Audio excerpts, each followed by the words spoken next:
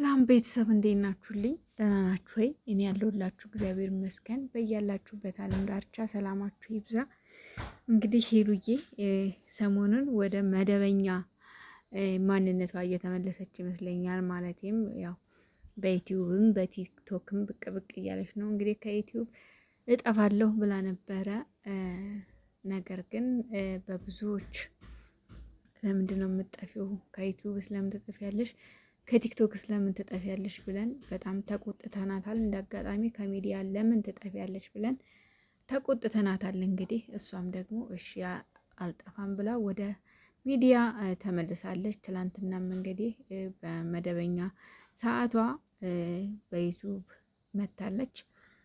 አሁን ደግሞ በቲክቶክ ላይ ከሆነች ቆንጅዬ ጋር ፏፈሽ እኔ ተመችቶኛል ከአበሻ ልጅ ጋራ እያለች ፏፈሽ እያለች እንግዲህ ቲክቶክ ላይ ትገኛለች። እንግዲህ ሄሉዬ ናፈቀቻችሁ ካላችሁ ቲክቶክ ላይ ቪዲዮ ለቀዋል። እውነት ለመናገር ማለት ነው ይሁን በቃ እኔ እንጃ ፈገግታዋ ምናምን አንድ ሲከፋት ደስ አይለኝም። ለምን እንደሆነ አላውቅም። በጣም መውጣት ሴት ናት ሄሉ ማለት በቃ ምንም ነገር ተከፍታ ማየት አልፈልግም፣ ደስታዋን እንጂ በፍጹም እኔ ተከፍታ ማየት አልፈልግም። እና በጣም ከፍቶ የነበረው በጣም ደብሮ የነበር ሰሞኑን እና ሄሉዬ ወደ ቻናሏ ስለተመለሰች ወደ መደበኛ ስራዋ ስለተመለሰች ደስ ብሎኛ። እስኪ የሄሉ ቤተሰቦች አለን በሉኝ፣ እስኪ ላይክ አድርጉኝ፣ እስኪ ሼር አድርጉኝ፣ ሰብስክራይብ አድርጉኝ። የሄሉ ወዳጆች ሄሉዬን የማይወዳለ ብዬ በእርግጥ አላችሁ አንዳንድ ጋሽ የተጠናወቷችሁ ማለቴ ሴጣን ስሙን አለመጥራት ነበረ።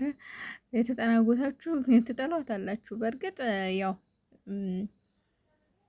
በግድ ውደዱኝ የለም። ምክንያቱም አንድ ሰው ሁሉንም ሊያስደስት አይችልም፣ ወይ ሁሉ ሰው ሊወደው አይችልም። እና ግን ደግሞ ያው ያልሆነ ነገር ከመናገር ተቆጠቡ እላለሁ። ዛሬም ነገ ምንጊዜም ቢሆን ክፉ ነገር አትናገሩ እላለሁ። እና ሄሉነቴ የኔ ጀግና ሴት በርች፣ አንቺ ጠንካራ ሴት ነሽ፣ ጎበዝ ሴት ነሽ፣ ታሸንፊያለሽ። ገና የሴት ጀግና ብዬሻለሁ። የኔ ጀግና ማለት ነው። ጀግና ነሽ የእውነት።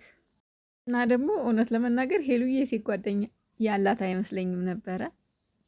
ግን ይቺ ጓደኛዋ ናት መሰለኝ። ቆንጅዬ ናት ደግሞ አረብ ነገር ነው የምትመስለው።